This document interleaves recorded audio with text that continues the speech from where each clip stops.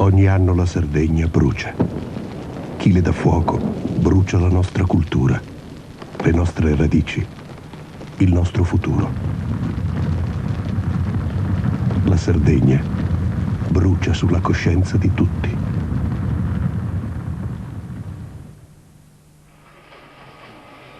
Abbiamo ancora vive negli occhi le immagini di distruzione e di morte degli incendi di quest'estate. Ci sembra di rivivere l'ansia delle popolazioni dei centri colpiti. Sentiamo ancora l'urlo della gente, l'indignazione dei cittadini, il fuggi-fuggi dei turisti, il lamento degli animali che si confonde con il crepitio dei boschi e dei cespugli in fiamme. Sentiamo il sibilo del vento che impetuoso ha favorito la mano e la volontà assassina dei nuovi barbari. Siamo voluti partire da questa grave emergenza della Sardegna, non solo perché i danni ambientali provocati dagli incendi ammontano a centinaia di miliardi di lire, non solo perché la Sardegna è la regione maggiormente colpita dagli incendi, con una superficie boschiva pari a 207.000 ettari distrutta dalle fiamme nel periodo che va dal 90 al 94, ma soprattutto perché crediamo molto in quei concetti e in quelle parole pesanti come macigni e incisive come cunei incandescenti, così magistralmente dettate dal nostro conterraneo Gavino Sanna. Gli incendi bruciano veramente la nostra identità, le nostre radici, il nostro futuro di popolo. Non consentiamo a nessuno di distruggerci, mentre è urgente ricostruire in noi sardi il senso di appartenenza a questo popolo. Condividiamo perciò le parole del Presidente della Giunta regionale Federico Palomba, che nelle dichiarazioni di accompagnamento alle linee programmatiche del suo governo ha affermato: dobbiamo domandarci se realmente noi stessi sardi ci percepiamo come popolo, se siamo orgogliosi di farne parte, se siamo disposti a proteggerne le qualità anche rinunciando ai nostri vecchi difetti, quali l'individualismo, la parcellizzazione proprietaria, il sentimento di estraneità alla cosa pubblica. Perciò dobbiamo ripartire da una più solida costruzione dell'appartenenza al popolo sardo, per cui la cosa collettiva è cosa di tutti. Il territorio rappresenta così l'aspetto fisico dell'identità, patrimonio collettivo, aspetto esterno e anche esteriore del nostro essere sardi. Il degrado ambientale è segno di basso livello di senso di appartenenza, di scarsa autostima di popolo. L'incendio poi rappresenta il sommo aspetto dell'autodistruzione, segno non solo di non appartenenza, ma senso di morte. A tutto ciò dobbiamo reagire moltiplicando l'orgoglio, non escludendo nessuno dallo sviluppo, integrando persone, ceti e zone, riequilibrando i differenziali negativi di sviluppo. Amigos e companhos, delegados e invitados de suderso congresso dessa confederazione sindacali sarda. Bem-vindos a questo congresso feminas e homens, que seus apropriados a noi de dona parte dessa Sardinha e fins às 10 cidades de Terramanna. Bem-vindos a questo congresso, os representantes dos partidos, associações profissionais e dos emigrados, os representantes extracomunitários e da Igreja Sarda. Bem-vindos os representantes dos teatros sindicais italianos e dos sindicatos étnicos valdostanos, sicilienses e corsicanos. Bem-vindos a questo congresso. Com augurio de vodi vassai duas dias serenas e ricas de sentido, de coraggio e de impegno può affermare che sul trabalho non estima la sorte, ma valori e misura de tutto is cosas. Questa libertà non è un regalo che qualcuno sa fatto de mala grazia, ma è come sai in ogni luogo e in ogni momento. Questo è la lezione che Eliseo Spiga ha donato al suo primo congresso nazionale. Per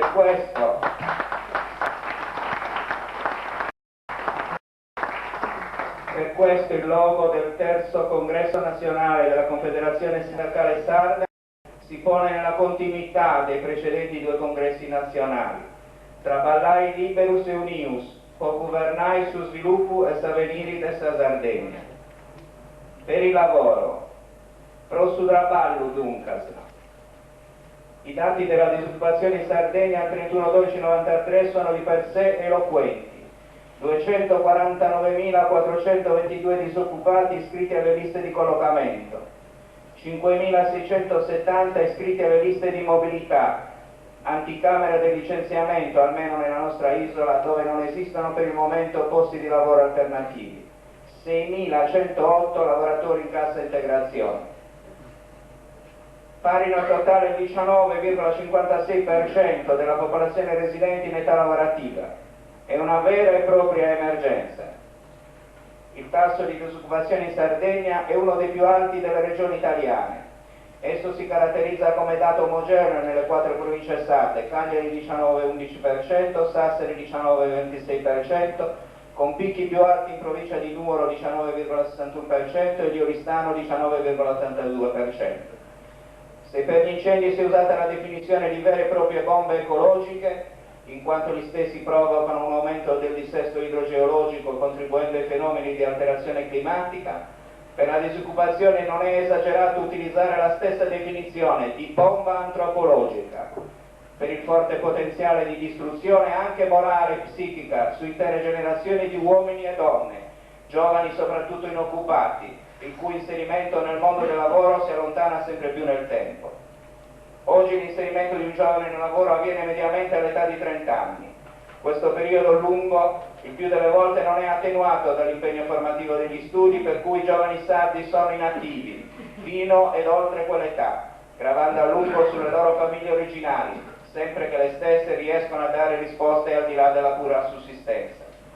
Così molti giovani sono sempre più esposti ai fenomeni di devianza sociale e di emarginazione.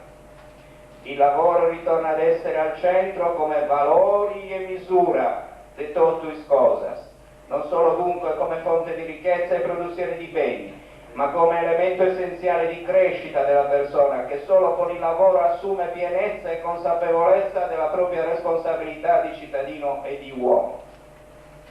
Nel passato era ricorrente una scuola di pensiero molto ideologica e ideologizzante, che ha voluto attribuire al lavoro una cessione negativa, disegnando scenari di società liberate da lavoro, inteso unicamente come fatica.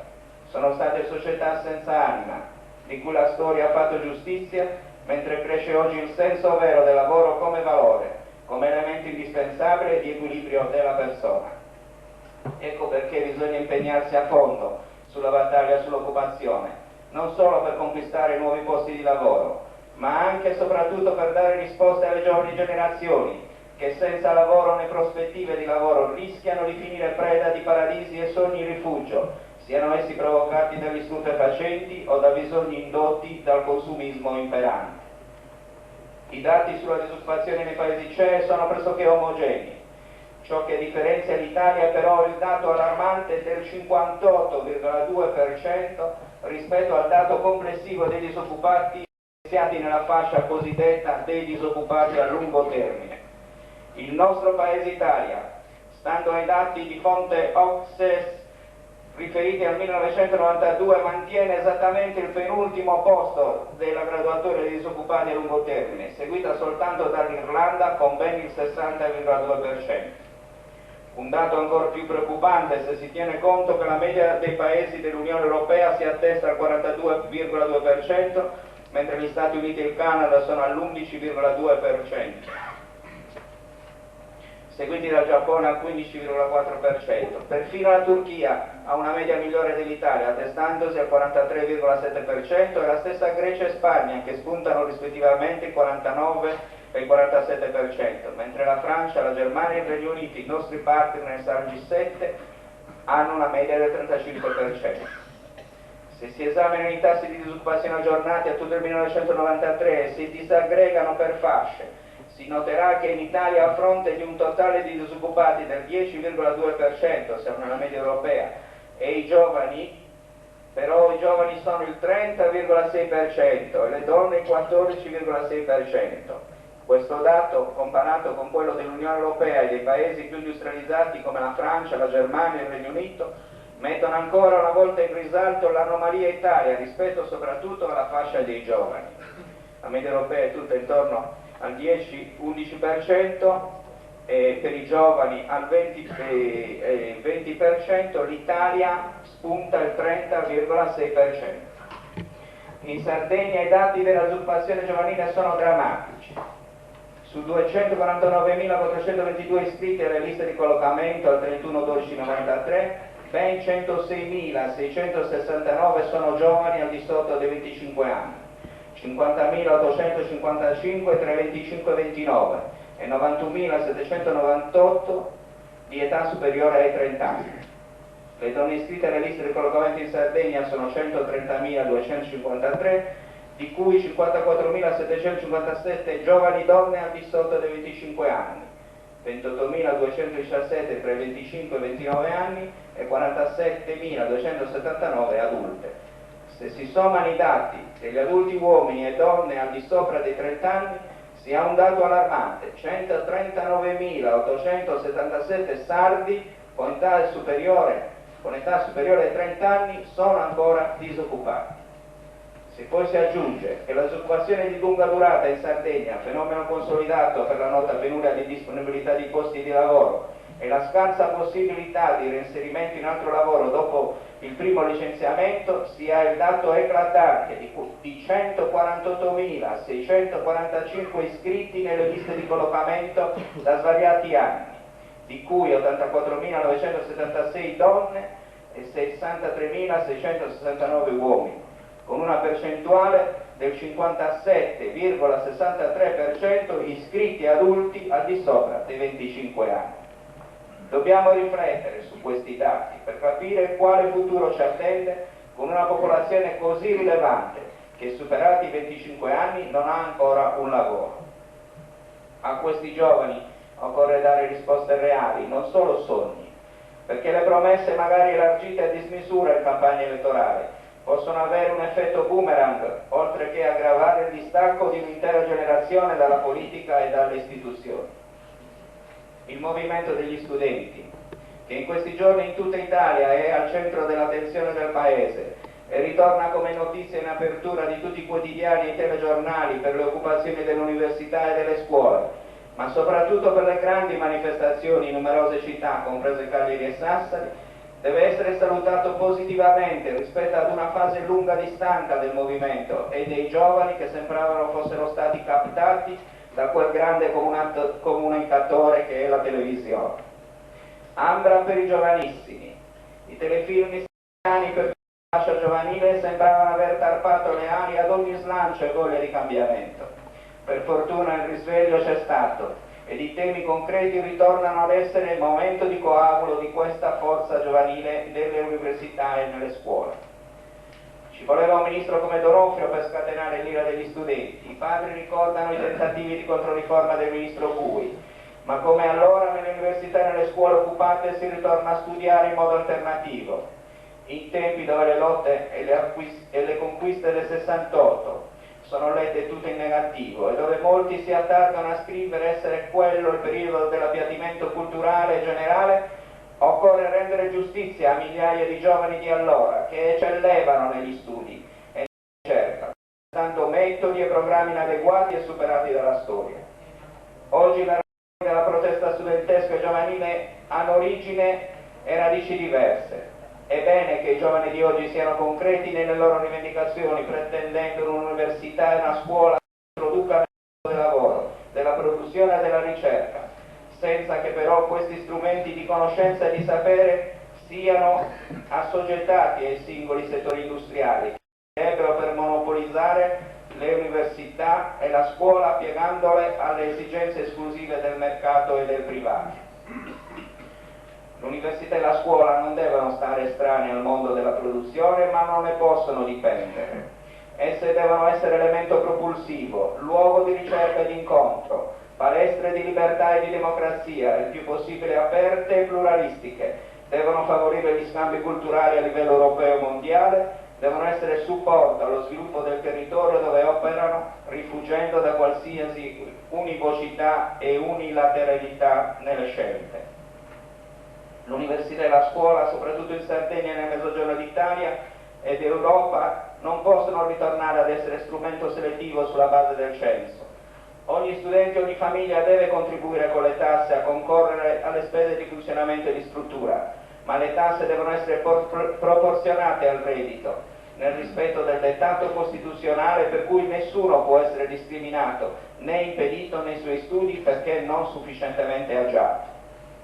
Una scuola che in Sardegna si caratterizza per l'alto tasso di mortalità scolastica e di bocciature non può aggiungere alla selettività del merito anche la selettività del reddito.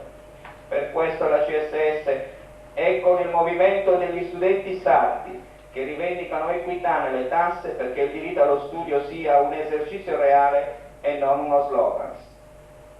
Se si pensa che l'Università di Sassari fa a gara con l'Università di Milano per tenere alte le tasse, questo dà il segno del progetto governativo e del tentativo di rendere le università il più elitarie possibile. Ma nella scuola il progetto governativo da bloccare è quello della privatizzazione generalizzata delle strutture. Si fa educazione e cultura, riproponendo il privato come sinonimo di efficienza ed efficacia. Questa è una linea che viene da lontano, non l'ha inventata il governo Berlusconi, si rafforza nel mondo sotto l'egemonia di Reagan negli Stati Uniti e della Thatcher in Inghilterra.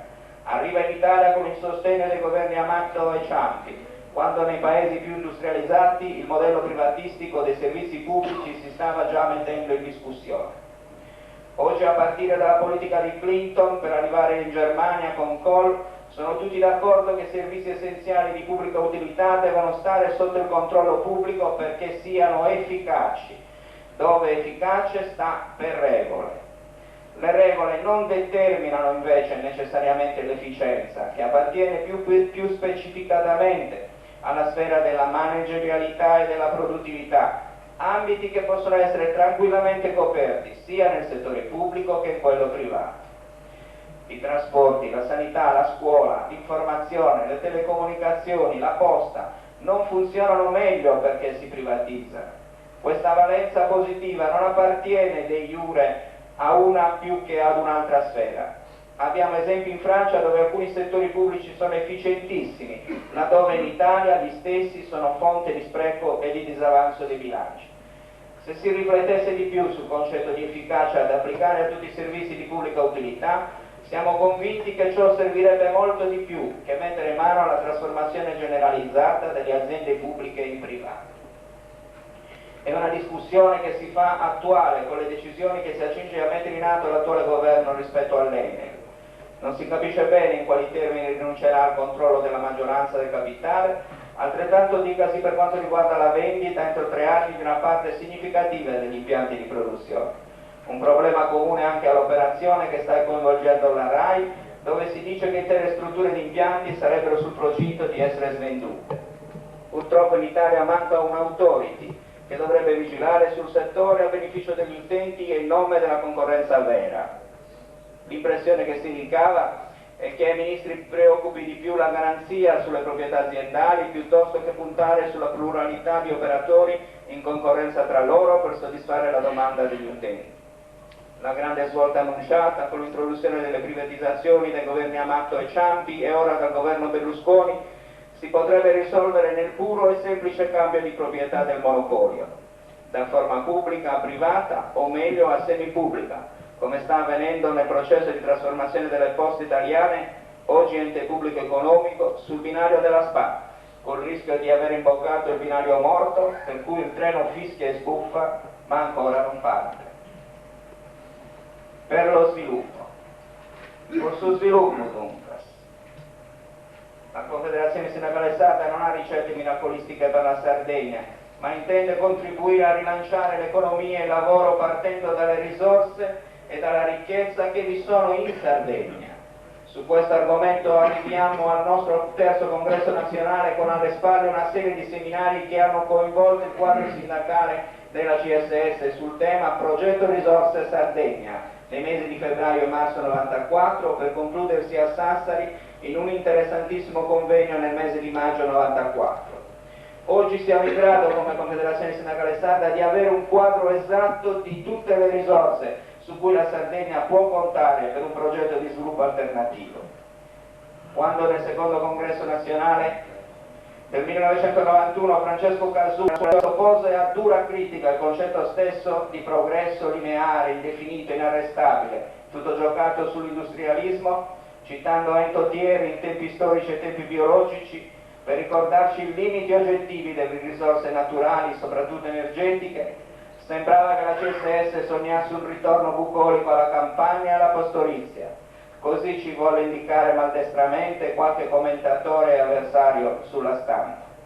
Oggi finalmente si rende giustizia alla nostra analisi, al nostro approfondimento e convincimento che va dalla teoria del mondo finito di Paul Valéry alla teoria dello sganciamento del filosofo arabo Samir Amin e ancora all'analisi ecologista indiana Yandara Shia, che denuncia nel libro Sopravvivere allo sviluppo le distorsioni irreparabili dell'industrialismo.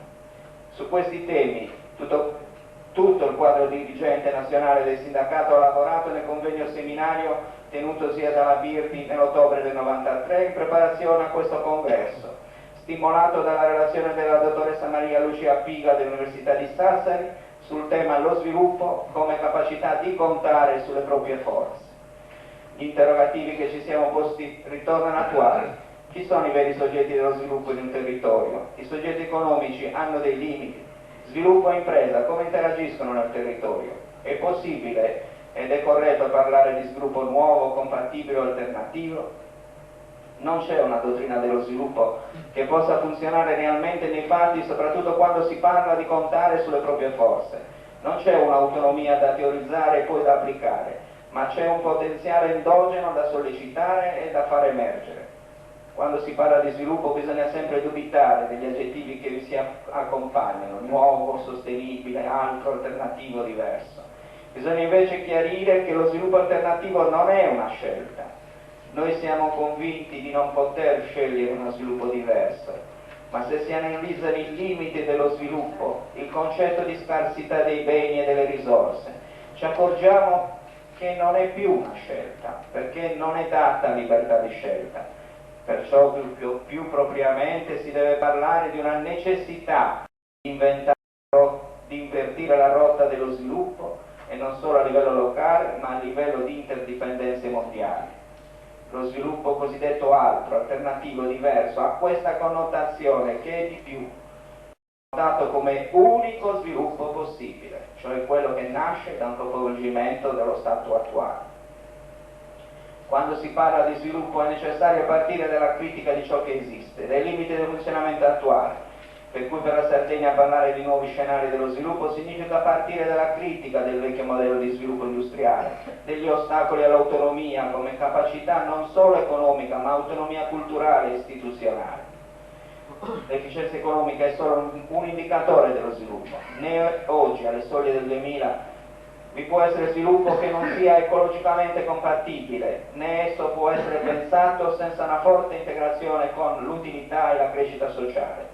Pensiamo alla Sardegna, che per molti aspetti è un laboratorio interessantissimo di come è possibile oggi concepire lo sviluppo, non fosse altro perché è visibile l'effetto disastroso e il fallimento storico dei piani di rinascita.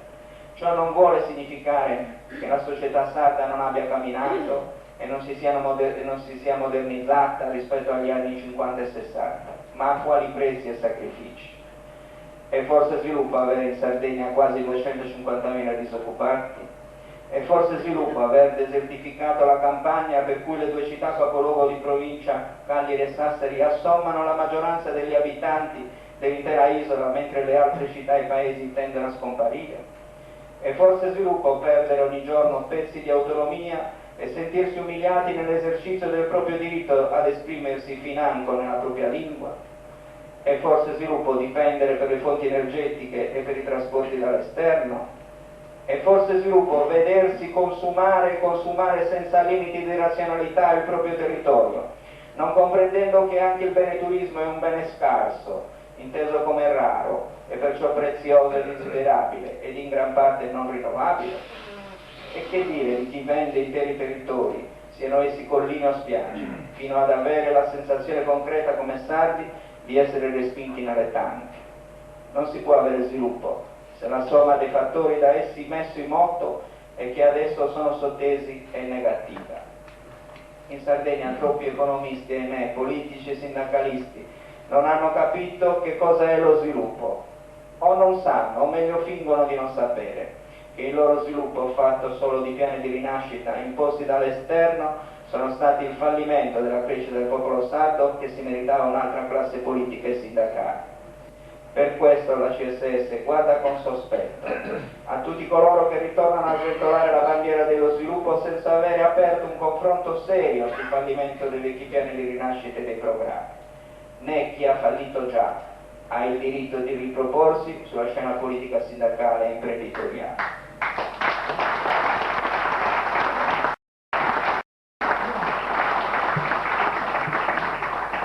E partendo da questa coscienza critica che intendiamo ricostruire, sappiamo leggere bene i dati della situazione socio-economica attuale.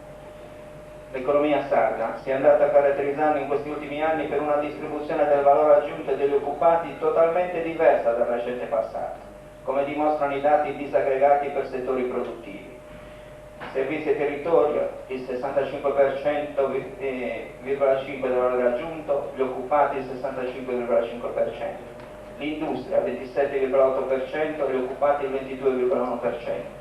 L'agricoltura il 6,6% di valore aggiunto e il 12,1% come occupati. Il 90% delle nostre esportazioni sono prodotti semilavorati con basso valore aggiunto, beni ad elevata intensità di capitali, elevato impiego di energie, ad alto rischio ambientale e in certi territori e settori industriali determinati con procedimenti e sostanze nocive per gli stessi lavoratori che in molti casi rischiano la vita. La CSS ha denunciato nel corso di questi anni, promuovendo 2 convegni specifici su salute e ambiente nel polo industriale di Portovesme, il rapporto causa-effetto in alcuni casi acclarati di cancro riscontrati tra i lavoratori dell'alluminio di Portovesme all'interno del reparto Roma. 5 morti per forme tumorali, 4 ricoveri oncologicali e sotto osservazione per stadi di gravità diverse e altri 7 per accertamenti clinici negli ospedali di Carbone di Cagli. Secondo gli esperti di medicina del lavoro, questi casi sono il risultato di esposizioni continue e cancerogene, pece di catrale, carbone, campi magnetici e fluoro, e si manifestano dopo esposizioni che durano anche 10 o 15 anni. La lunga fase di incubazione non consente l'accertamento preventivo del morbo. Appunto per questo occorre effettuare accertamenti periodici nei reparti a rischio, tenendo sotto costante controllo la salute dei lavoratori, con un monitoraggio e diagnosi che consentano di individuare modificazioni della morfologia cellulare che possano orientare i medici per una diagnosi di patologia oncologica anche 5 anni prima che il tumore si manifesti. Esistono vere e proprie spie dei tumori, markers, che la scienza ha scoperto che sono in grado di comunicarci l'iter della malattia. Questa è la prevenzione che la CSS ha chiesto per tutte le industrie del polo di Portovesme. Su queste battaglie la CSS è cresciuta nel territorio del Sulcis, dove opera costantemente con i movimenti ecologisti quali quello di Portoscuso 2B. Oggi la zona di Portovesme è dichiarata zona ad alto rischio ambientale e per essa, per gli interventi necessari sono stati già posti a disposizione fondi nazionali consistenti, intorno ai quali finora c'è stato disinteresse, al punto che la Regione Sardegna recentemente è stata richiamata dal rappresentante del governo a presentare piani che possano utilizzare questi fondi. La CSS ha già evidenziato al Presidente della Giunta la difficoltà che le nostre imprese e le nostre cooperative riscontrano per non avere talvolta i prerequisiti per partecipare alle gare di appalto, per cui è possibile che per la maggioranza dei lavori si debba ricorrere a ditte esterne alla Sardegna. Il mercato dei semilavorati sardi è verso i paesi maggiormente sviluppati, dove si deve affrontare la concorrenza internazionale e soprattutto scontrare la debolezza della lira nei confronti del dollaro e del marco. I rapporti con i paesi in via di sviluppo e soprattutto quelli dell'area mediterranea diventa sempre più interessante, sebbene questi paesi richiedono tecnologie avanzate e prodotti finiti che impongono nuove ristrutturazioni industriali a cui la Sardegna non sempre riesce a dare risposte adeguate. Eppure, all'interno del Mediterraneo la Sardegna potrebbe assumere un ruolo importante alla guida di un grande processo di sviluppo. Dall'esterno quest'area potrebbe essere percepita come un importante punto di riferimento per grandi mercati di gente in cerca di storie e di radici.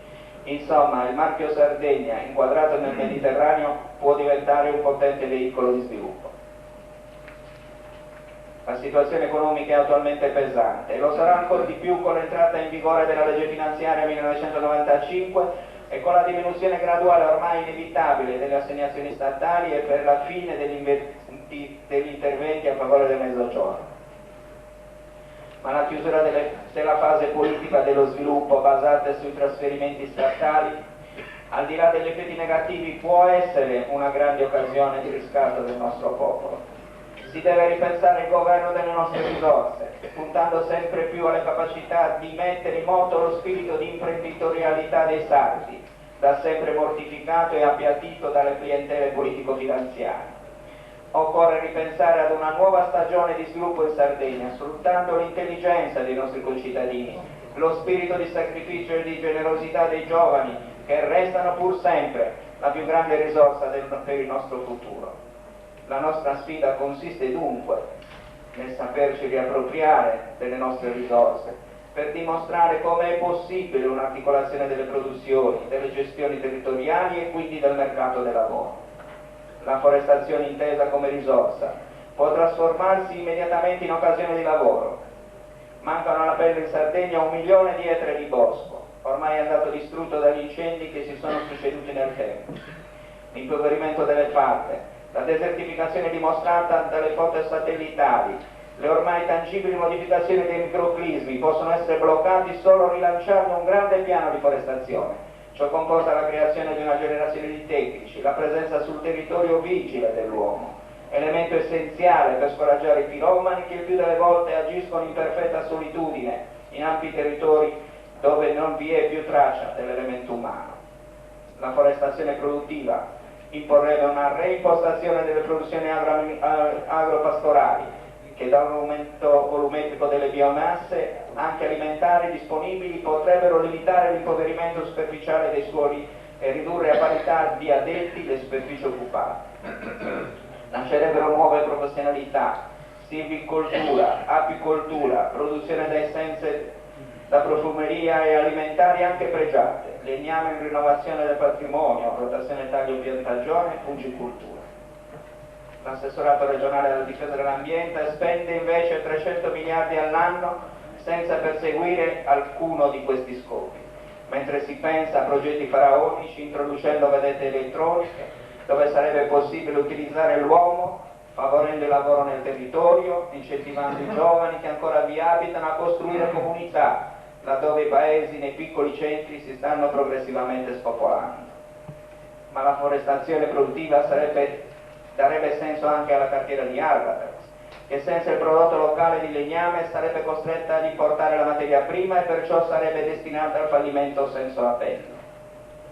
Nelle risorse locali computiamo le risorse archeologiche e la loro valorizzazione. Da più parti si sostiene che la Sardegna è un grande museo all'aperto, ma ancora pochi, a partire dagli stessi sardi, sanno valorizzare questa enorme ricchezza. Va quindi riproposto il vincolo delle aree di valore archeologico e ambientale, coordinando e unificando tutti i censimenti fatti dalle varie istituzioni, siano esse università, sovrintendenza, enti locali vari.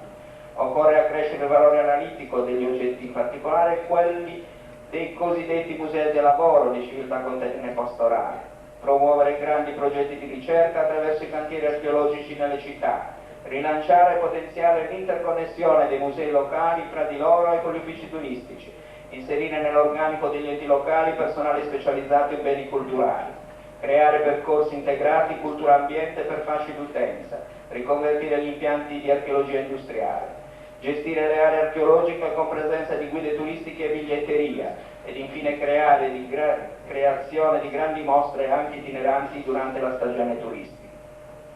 La traduzione in posti di lavoro che si potrebbero attivare intorno ai settori richiamati supererebbero di gran lunga le 5.000 unità. Occorre dunque che la Regione presti maggiore attenzione nella composizione del nuovo bilancio regionale a questi settori, tenendo presente che l'investimento avrebbe una ricaduta non secondaria e positiva sull'elemento che noi insistiamo a chiamare di ripopolamento delle zone interne della Sardegna. La crisi dell'agricoltura tende ad acuirsi in conseguenza dei nuovi accordi sui commerci, GATT, NAFTA e della riforma della politica agricola comunitaria. Se a ciò aggiungiamo che l'agricoltura italiana è sensibilmente meno integrata con il resto del sistema economico rispetto alle altre regioni europee, non è esagerato affermare che questo comparto sta subendo una progressiva deristrutturazione. I dati parlano chiaro. L'agricoltura italiana partecipa alla formazione della produzione complessiva della filiera agroalimentare, pari a 190.000 miliardi, con solo 20.000 miliardi di produzione. Diminuisce drasticamente il numero delle aziende, si la superficie agraria utilizzata e decresce il numero di ore complessivamente lavorate nel settore. Permangono estremamente ridotte le dimensioni unitarie delle aziende, mentre l'inserimento dei giovani nel comparto agroagricolo stenta a decollare. Le esportazioni di prodotti agricoli sono bassissime e cresce l'indebitamento delle imprese con le banche, mentre il meccanismo del credito all'agricoltura si rileva fortemente inadeguato e inefficiente. Il ramo produttivo del settore primario è rappresentato da 1/10 delle aziende agricole censite, il che significa che in termini economici il comparto agricolo è rappresentato esclusivamente da 300-400 mila aziende che producono il 76% della produzione lorda vendibile e oltre il 46% della SAL. Circa il 50% delle cosiddette aziende agrarie, che in realtà sono tali soltanto ai fini censuari, non superano i 2 milioni di reddito annuo. Aziende fantasma in termini economici che svolgono esclusivamente un ruolo di conservazione dell'ambiente rurale, che peraltro la CEE riconosce e mostra di voler tutelare. E questo è un discorso che riguarda molto da vicino la quasi totalità delle imprese agricole sane. Gran parte delle nostre aziende rientrano infatti in questa categoria e molte probabilmente la maggior parte di loro continuerà ad avere un ruolo esclusivamente in termini di produttività sociale. In Italia una reale riforma fondiaria non è stata mai realizzata ed in Sardegna non sono bastati 20 anni per portare a compimento la riforma agropastorale, per cui si rendono urgenti radicali interventi di riforma delle politiche per l'agricoltura. L'agricoltura della Sardegna in parte ha le caratteristiche e i difetti dell'agricoltura italiana, ma per altri aspetti se ne differenzia. Per esempio, rispetto alle altre regioni italiane, in Sardegna la dimensione aziendale media è soddisfacente, risulta quasi il triplo della media nazionale e da pari in sintonia con la media europea. Alcuni economisti azzardano giudizi cautamente positivi affermando che, benché inserito in un contesto economico non particolarmente dinamico, il settore agricolo ha saputo mantenere una posizione di un qualche rilievo in termini di beni prodotti e di ricchezza distribuita, realizzando peraltro apprezzabili standard di produttività. Qualche comparto produttivo mostra vitalità, gli indicatori statistici sono positivi in crescita, per esempio il comparto zootecnico e lattiero-caseario, con alcune differenziazioni al proprio interno, così dicasi per la coltura del carciofo, del pomodoro, della barbabietola da zucchero ed altri. Con gli aspetti positivi convivono purtroppo i mali cronici del settore, capacità imprenditoriale degli operatori molto limitata, carenza idrica e scarsa diffusione dell'irrigazione, mancanza pressoché totale di infrastrutture, scarsissima elettrificazione e penetrazione telefonica nelle aree rurali per chi intende praticare la mungitura meccanica, utilizzare i refrigeratori per conservare il latte nel rispetto delle rigorose norme igieniche imposte dalla CEE, scarse possibilità di comunicazione, viabilità, trasporti e distribuzione a livelli arcaici. L'industria di trasformazione risulta molto limitata nella diffusione territoriale e nelle dimensioni economiche, con pochissime incoraggianti novità nel comparto caseario e timidi tentativi nel comparto conserviero. Siamo in presenza di un sistema produttivo molto rigido, con una gamma di prodotti vendibili concentrata per 2/3 su zootecnia, carciofo e pomodoro, e con ridotte tipologie al loro interno. Un settore economico ricco di contraddizioni, ma anche aperto a possibili interventi di trasformazione. L'attuale giunta regionale indica quale obiettivo prioritario la riconversione ecologica del modello di sviluppo tradizionale per una politica attiva di riassetto del territorio e valorizzazione delle risorse locali. Un'ipotesi di sviluppo credibile non può però assegnare un ruolo centrale a più settori produttivi ed in ultima analisi a nessuno di essi. Considerare l'ambiente una risorsa strategica, riconvertire il modello di sviluppo tradizionale a favore di una politica attiva di riassetto del territorio e di valorizzazione delle risorse locali deve significare qualcosa di ben definito. Un nuovo modello di sviluppo realmente innovatore in Sardegna si può realizzare soltanto attraverso una nuova riforma agraria, che rilanci su basi di efficienza e modernità il comparto agro-zootecnico e favorisca la nascita di industrie di trasformazioni e agroalimentari diffuse nel territorio. Perché la CSS sceglie l'agricoltura in modo particolare e non un altro settore produttivo? Perché l'agricoltura rappresenta in assoluto il settore economico e produttivo che offre le maggiori potenzialità di sviluppo in Sardegna. Si va verso l'apertura di nuovi mercati. Esiste una consistente disponibilità di finanziamenti internazionali e nazionali talvolta inutilizzati e progetti parziali di riforma in fase di realizzazione o da realizzare, piano pastorizia, piano acqua, progetti per la forestazione, che pur con i loro limiti costituiscono spezzoni di una possibile riforma già definiti e facilmente attuabili. In Sardegna importiamo frutta e verdura per una quota di prodotto pari alla produzione di 45.000 ettari. Sarebbe sufficiente mettere a coltura una parte dei 65.000 ettari di terreni attrezzati per l'irrigazione e ancora non utilizzati per eliminare totalmente la voce importazioni di ortofrutticoli necessaria per soddisfare la domanda interna. La crisi dell'agricoltura sarda è tale che soltanto con un ripensamento globale dell'intervento pubblico, del modo di produrre, della concezione stessa dell'operare nel settore, è possibile evitare l'inevitabile marginazione e la estromissione dal mercato per migliaia di aziende e di operatori che oggi sopravvivono grazie al sostegno pubblico nazionale e comunitario. L'urgenza e la irrinunciabilità della riforma è dettata dalle attuali condizioni uniche e irripetibili per reimpostare l'intero comparto secondo criteri maggiormente rispondenti al moderno concetto di produzione agricola e di industria agroalimentare. Perdere quest'ultima occasione contribuisce all'ulteriore derustrutturazione della nostra agricoltura. Serve a emarginarla come un settore residuale del sistema economico, espellendo dal mondo del lavoro non solo i lavoratori anziani e le piccolissime imprese di fatto già fuori dal mercato, ma anche una forza lavoro giovane e qualificata che ancora opera nel settore primario. Si impone dunque la necessità di una nuova riforma agraria, intesa come processo organico e unitario dell'intero comparto agricolo, ricusando come inutili e dispersivi i piccoli interventi strutturali di una vecchia politica tampone. Il turismo. Dobbiamo smettere di considerare il turismo come una risorsa infinita. Esso è tra le risorse soggette ad usura perché è bene consumabile.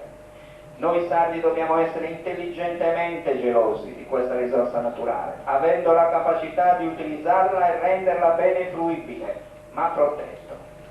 È ora di capire che il numero dei turisti che giungono in massa nell'isola tra luglio e agosto non è una benedizione, come si affrettano a dire certi operatori del settore abituati a non investire negli altri mesi dell'anno, senza dare spazio alla fantasia, all'investimento e alla ricerca di una nuova utenza.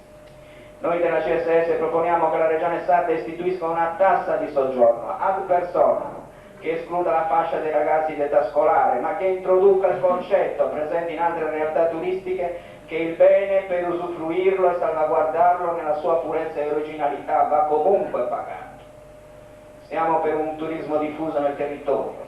Le coste ormai sovrabbondano di strutture alberghiere di seconde case, semmai occorrono più servizi verso il turista, che non può né si accontenta più del mare incantevole della Sardegna. Occorrono itinerari turistici alternativi, occorre orientare il flusso turistico alla scoperta dell'interno della Sardegna, dei beni archeologici, della storia e delle tradizioni sarde. Al turismo va collegata la politica dei parchi, che non hanno grande senso se concepiti unicamente come grandi polmoni verdi, ma isolati e non fruibili direttamente dalle popolazioni vicine e dai turisti. Siamo portatori di un indirizzo nuovo anche in tema di ripopolamento delle zone interne della Sardegna da parte dell'uomo. Si favoriscano nuovi insediamenti attorno alle nuove realtà ecologico-produttive. Si incentivi chi vuole costruire nel rispetto dei piani paesaggistici nelle zone interne. La stessa Regione decentri le sue strutture amministrative verso i cittadini delle zone interne, creando i presupposti di un ritorno antropologico verso la campagna e i paesi. Si alleggerirebbe il peso abnorme dell'urbanamento delle città capoluogo e si frenerebbe il peso dell'abbandono delle zone interne che rischiano l'isolamento e la desertificazione. Il turismo dunque come occasione di ripensamento di un modo di produrre nuovo, senza l'assillo di creare e accumulare ricchezza in un periodo ristretto di stagione, senza la fretta di consumare tutto e subito, perché quando il bene turismo diventerà scarso, sarà dura per tutti, soprattutto per chi ha scelto di vivere e abitare su quest'isola. Turismo dunque come occasione di lavoro, altamente professionalizzato, collegato con l'utilizzazione complessiva delle risorse disponibili sul territorio, siano esse strutture ricettive alberghiere o beni di interesse culturale, ambientale, archeologico e museale. Se la stessa formazione professionale regionale fosse più adeguata e attenta a questo settore, non poche occasioni di lavoro sarebbero immediatamente disponibili. Post autonomia fiscale, dunque, la nuova autonomia fiscale. Oggi lo Stato si avvia a tagliare il grosso dei trasferimenti delegando alla Regione e agli enti locali il prelievo fiscale con una ripartizione che si ipotizza di tipo federale. Ci si avviene inevitabilmente ad una riduzione dei consumi con una ricaduta negativa per tutti i settori produttivi che in Sardegna hanno sempre goduto di forti sostegni pubblici. Come attenuare le caratteristiche negative di questo processo? Se viene a mancare il principio di solidarietà e sussidiarietà a livello nazionale, tradotte in cifre vi è un taglio di 1.000 miliardi di investimenti che interessano circa 800 medie attività che in Sardegna dovrebbero chiudere, per non parlare delle piccole aziende come quelle artigiane la cui mortalità ha già raggiunto le 8.000 unità. Eppure, per esempio, l'artigianato dell'isola registra 80.000 addetti, con un'incidenza del 17% sul prodotto interno lordo. Il meccanismo fiscale si avvia ad essere modificato in senso federale. Vi sono già proposte idee chiare, basterebbe leggere il libro del Ministro delle Finanze, onorevole Tremonti,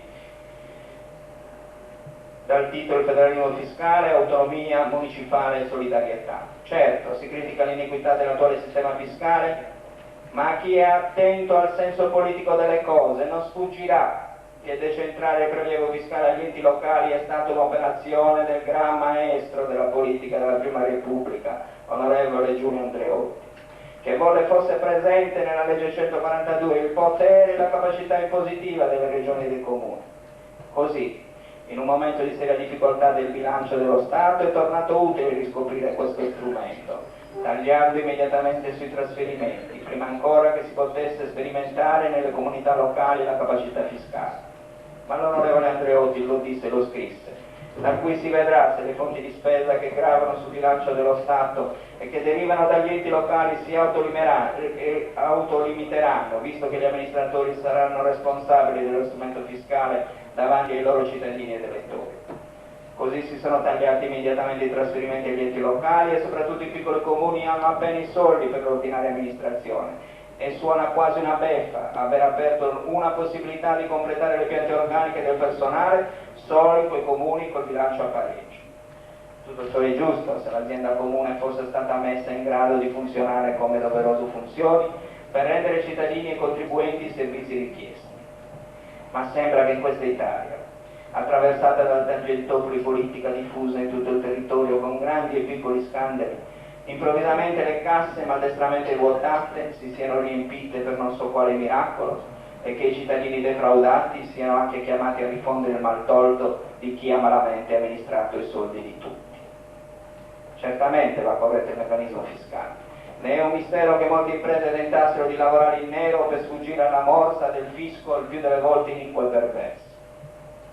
Quando si introdusse la minimum tax, la CSS non si schierò con coloro che utilizzarono questo strumento come elemento punitivo nei confronti di fasce che pur appartenenti all'area degli evasori cercavano di dimostrare che il loro utile d'impresa era proprio dovuto a questo loro autoridursi le tasse.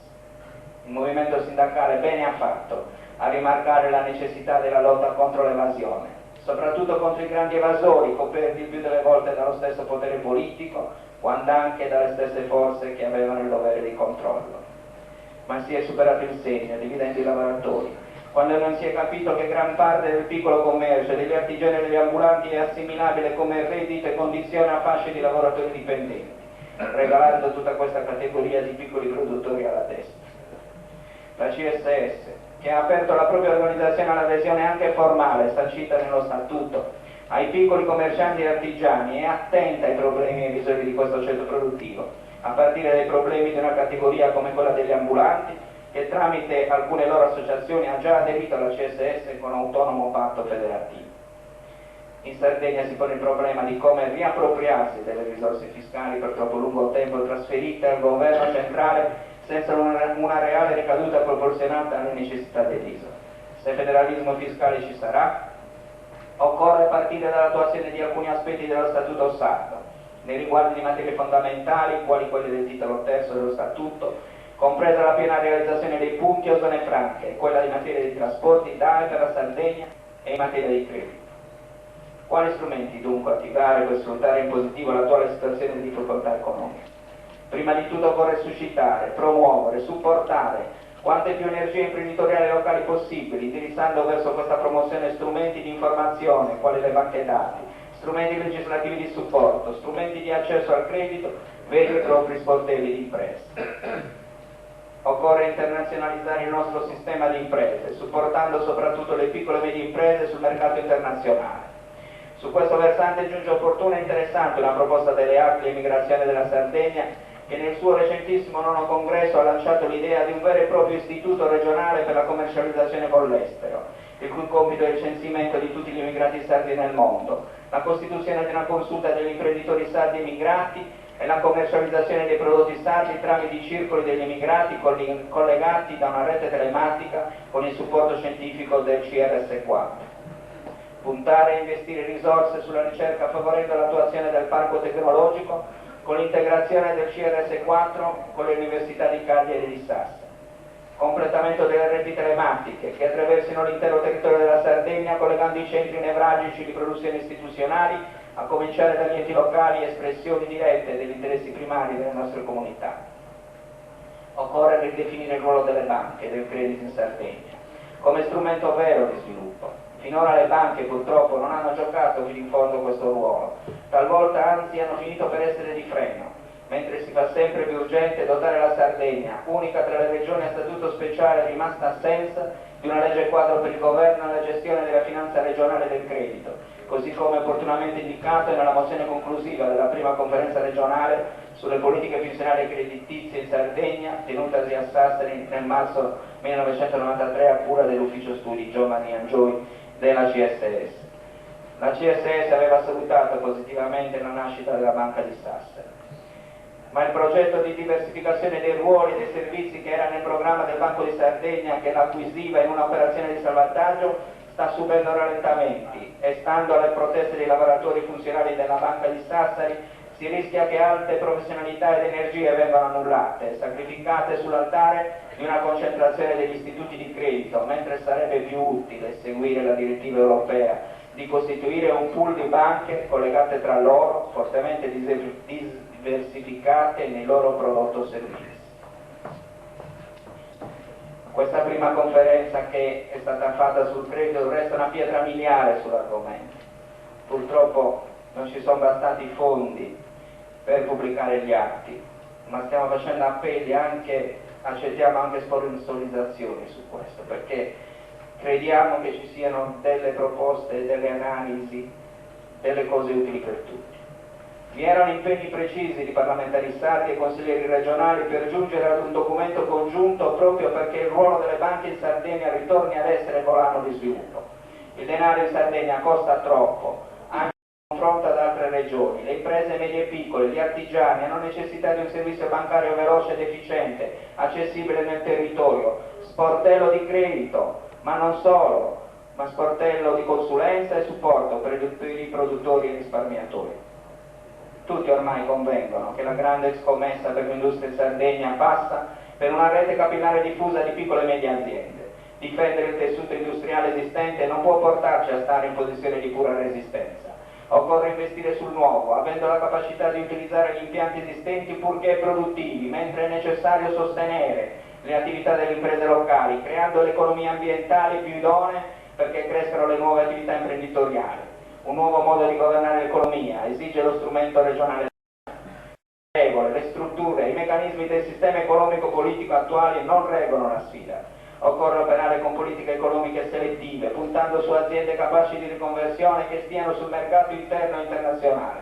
Perciò tutti i soggetti che operano nei servizi alle imprese vanno richiamati ad un ruolo più incisivo e coordinato. Vanno appoggiati grandi progetti di viabilità come la modifica della statale 131 da trasformare in vera e propria autostrada della Sardegna. Si deve dare inizio ai lavori sulla nuova strada statale 125 che passando per una galleria sotto i monti dei Sette Fratelli colleghi direttamente il territorio di Cagliari con l'Ogliastra. La CSS ripropone con forza il progetto ANAS, in contrapposizione a quella dell'allora giunta Floris e dell'allora assessore alla programmazione Cabras. Si disse che la galleria ponesse grossi problemi sotto l'aspetto dell'impatto ambientale, ma ora si preferiscono i viadotti in lato Villa Simius, allungando il percorso chilometrico e aumentando notevolmente i costi senza neppure rispettare l'ambiente. La continuità territoriale rimane un obiettivo privilegiato della CSS. Un sogno che non si avvera mai, perché i padroni della Tirrenia e dell'Alitalia non smettono di trattare la Sardegna come la periferia dell'impero, né per la verità sono serviti a molto ministri e sottosegretari sardi a capo del dicastero competente. Proponiamo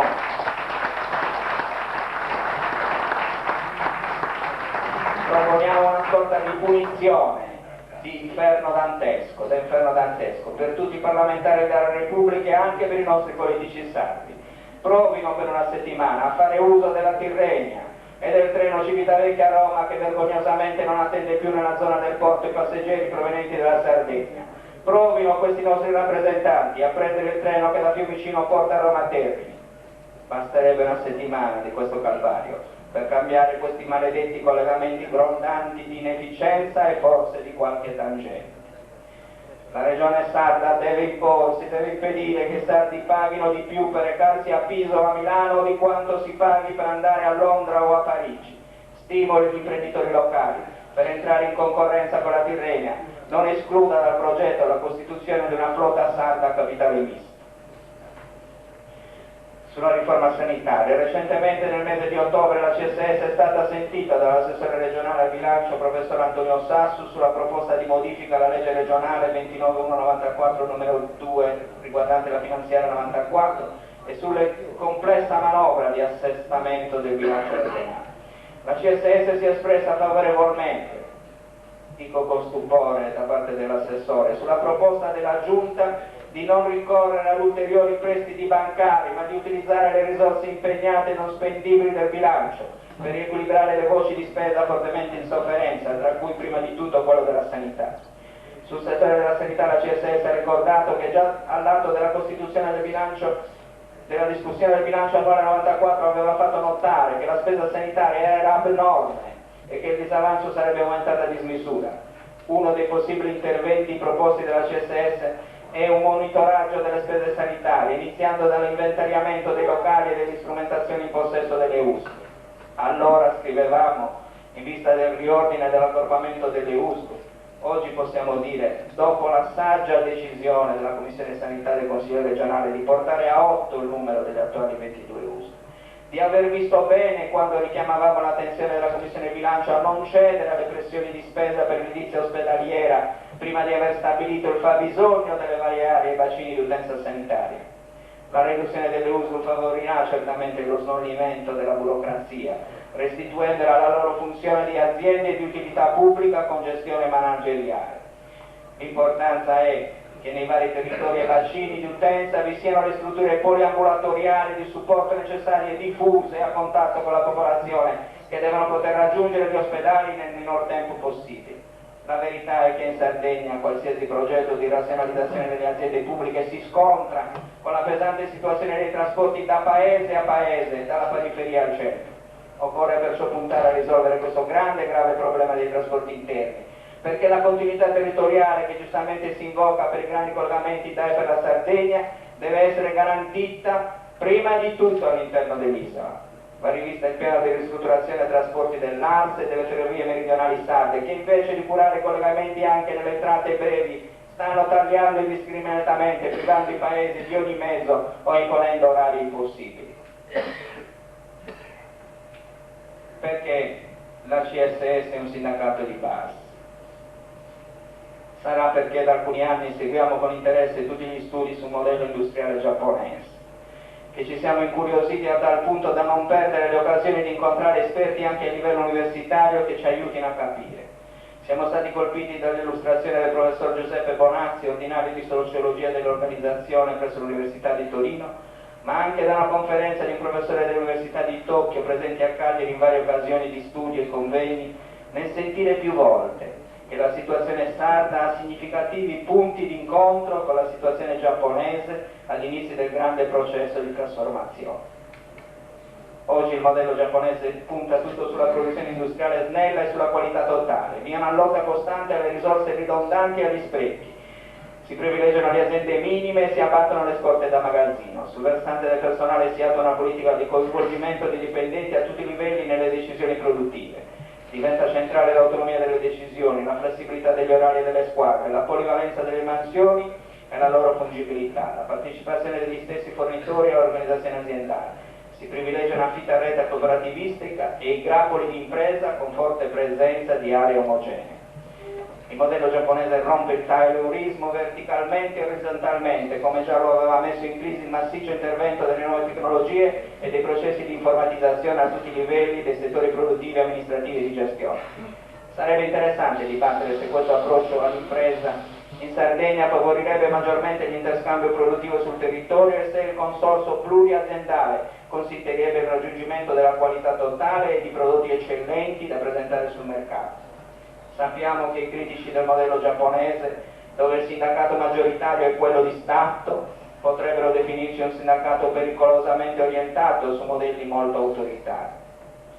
La CSS non ha scelto questo modello, lo dico alla stampa presente, la CSS non ha scelto questo modello, ma lo studia attentamente perché la democrazia nelle aziende e nelle imprese, slegate dal raggiungimento dell'obiettivo produttivo, spesso ci hanno fatto toccare con mano che anche l'involucro vuoto di alcune forme di democrazia nel mondo del lavoro non solo hanno mostrato il fiato corto, ma si sono definitivamente spente per autoestinzione. Pochi oggi hanno il coraggio di analizzare senza veri infingimenti questa caduta di interesse e partecipazione dei lavoratori. Su questo versante le responsabilità non sono unicamente della parte aziendale, che si è attrezzata con ben altri e sofisticati sistemi per il controllo della forza lavoro, ma vi sono delle responsabilità dirette e precise del sindacato, così come storicamente si è situato di fronte al nuovo nell'industria e nella società, nuovo che ha spesso subito se non avversato.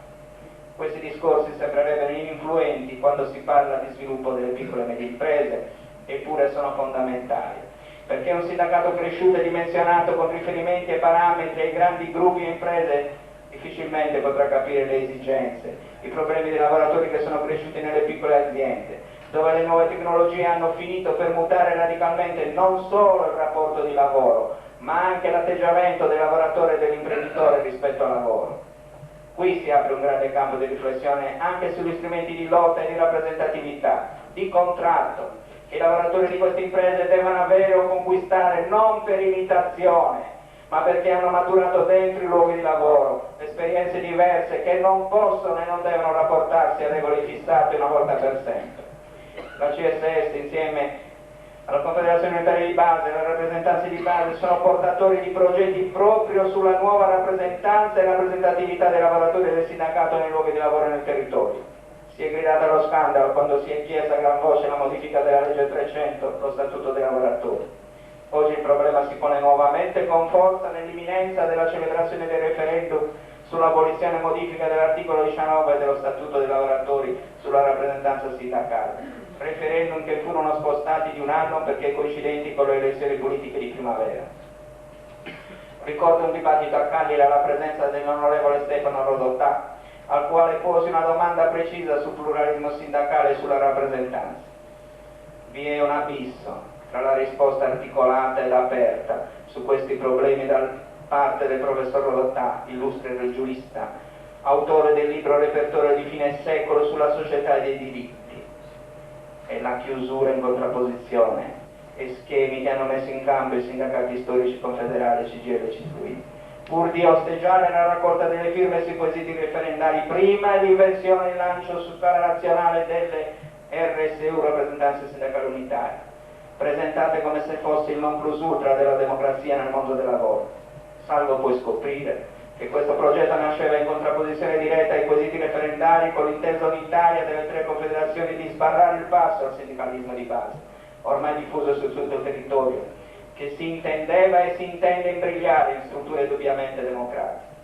Le RSU hanno la pretesa di essere strutture democratiche perché votate da tutti i lavoratori, e questo è giusto, delle singole unità produttive, ma hanno il vizio di origine.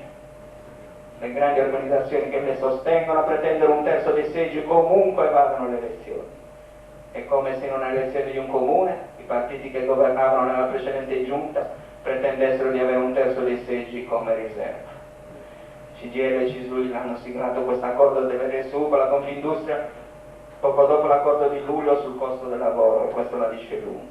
La motivazione di questa loro pretesa assurda, antidemocratica e anticostituzionale viene motivata dall'esigenza che essi pongono in qualità di firmatari di contratti collettivi nazionali di avere sempre e comunque il controllo a tutti i livelli, anche territoriali, del rispetto delle clausole contrattuali. Per noi del fronte referendario questa pretesa è assurda ed è per questo che crediamo che la battaglia sulla nuova rappresentanza e rappresentatività sia una grande battaglia di libertà e di democrazia. La Costituzione prevede che il referendum possa essere superato da una proposta di legge migliorativa di quella che si intende modificare. È così che è nata una proposta di legge sostenuta dai sindacati di base che introduce il livello regionale come livello contrattuale rappresentativo. Come CSS siamo fortemente interessati a questo progetto. Siamo dalla nascita portatori di questa esigenza dei livelli contrattuali regionali, anche se assistiamo al progressivo impoverimento delle materie contrattuali a livello decentrato, dove vengono lasciati temi di relativa importanza per accentrare nuovamente a livello nazionale romano le scelte più importanti. Post-autonomia sindacale federalista, e mi avvio alle conclusioni. La CSS ha ambizione in Sardegna, non di essere il quarto sindacato come numero di iscritti e importanza, forse lo siamo già, ma ambisce ad essere il sindacato etnico dei sardi, coniugando insieme l'ispirazione di sindacato di base e di sindacato federalista.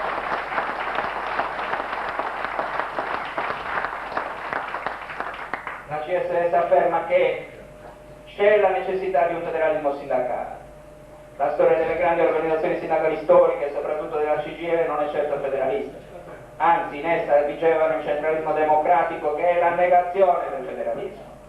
La CSS è federalista e autonoma, termini nuovi per tradurre in chiave moderna l'indipendenza culturale, me l'ha raccomandato Francesco Mazza, che ieri non era presente, non casualmente, è malato anche grave. L'indipendenza linguistica, l'indipendenza statuale, economica e sindacale, ben consapevoli che nella società di oggi l'interdipendenza tra i paesi in Europa e nel mondo è un fatto compiuto e incontestabile. Allora questi valori di indipendenza devono tradursi in battaglie civili, basate tutte sul diritto dell'autodeterminazione che un popolo, una nazione ha. La forza della nostra etnia, la convinzione di questo radicamento profondo dei sardi sulla propria terra ci porta a rivendicare il diritto della regione sarda a stipulare un nuovo patto costituzionale con lo Stato italiano.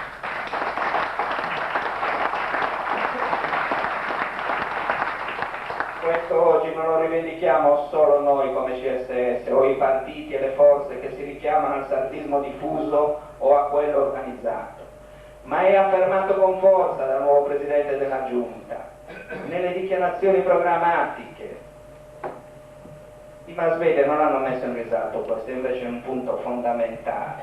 I sardi hanno diritto a stipulare un nuovo patto costituzionale, non lo dice la CSS, partecipando direttamente alla sua formazione senza dover subirlo nelle sue conclusioni. Patto come riconoscimento della nostra originaria qualità di artefici della costruzione del contratto che riguarda noi sardi. La nostra specialità consiste essenzialmente in una categoria.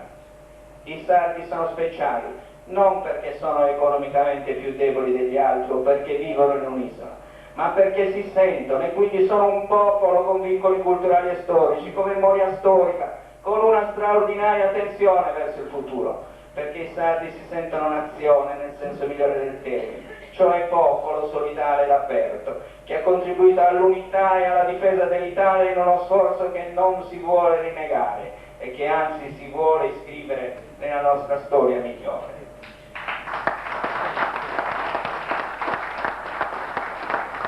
Ciò che un popolo sente è un dato politico più rilevante di mille conti economici. La nostra storia, il nostro comune sentire ci dà forza. Ne possiamo accettare che nuovi viceré, chiamati ora nel progetto della Lega Nord e di Bossi come rappresentanti dello Stato federale, ritornino a dettare leggi. A noi sardi è bastato il viceré Carlo Felice, a cui si sono innalzati monumenti la strada principale della Sardegna. Un popolo motivato e convinto della propria autonomia, indipendenza intesa come autodeterminazione come quello sardo, una classe politica che vuole sintonizzarsi in questa lunghezza d'onda dovrebbe partire da qui, restituire ai sardi la propria presenza di popolazione, dotando la Sardegna di una legge sulla lingua e cultura sarda, senza compromessi e soggezione ad un governo che volesse ancora respingere questo nostro diritto.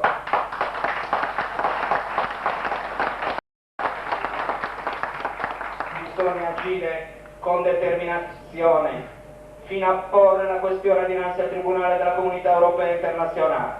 La lingua, ma ripetere Paolo Pillonca, sono come le ali per l'uccello. Senza le ali non si può volare.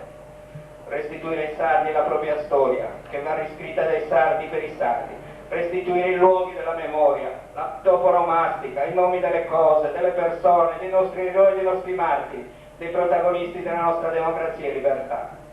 Certo non saremo disattrattori al punto da buttare giù le statue di monumenti come quello a Carlo Felice, governatore inetto ma duro, repressore di ogni modo di libertà. Ma nessuno ci può negare il diritto di innalzare nuovi monumenti e intitolare strade e vie ai nostri eroi. Proponiamo che la strada statale 131, l'autostrada della Sardegna, sia intitolata ai nostri caduti, rinchiusi e fatti morire nelle carceri, fatti impiccare e bruciare dai nostri dominatori della Casa Savoia. È un atto di coraggio che avvierebbe un processo di riappropriazione della nostra identità.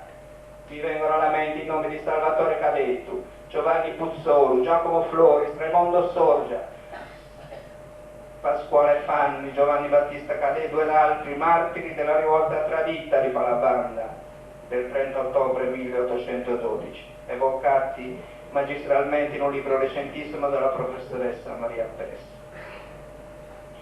Sono uomini che provengono da varie parti dell'isola, con un solo intento e una sola bandiera, riscatto e libertà.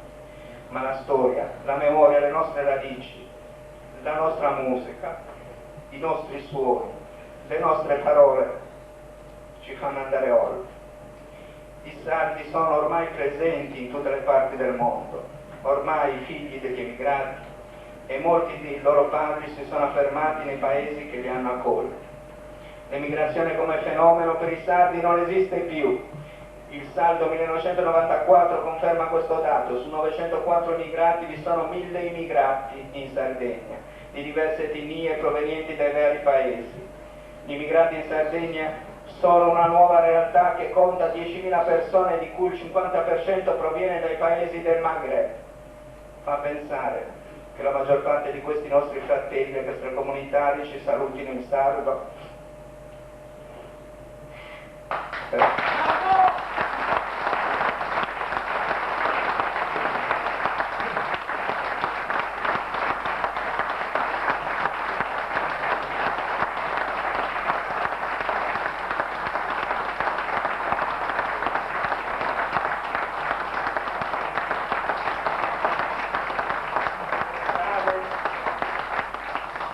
Spiagge delle nostre città, un sindacato fortemente di base ed etnico come la CSS, che combatte in prima linea per il lavoro, per la libertà e la democrazia, saprà essere unito e ricercherà sempre l'unità, prima di tutto dei sardi e di tutti coloro che hanno scelto la Sardegna e credono nel loro sviluppo a venire. Viva la Sardegna!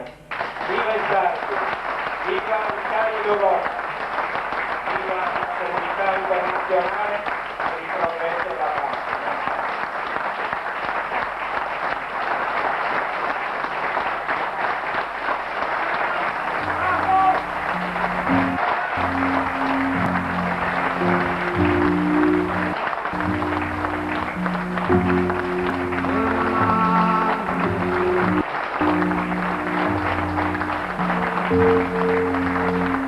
Te lo vas a costar.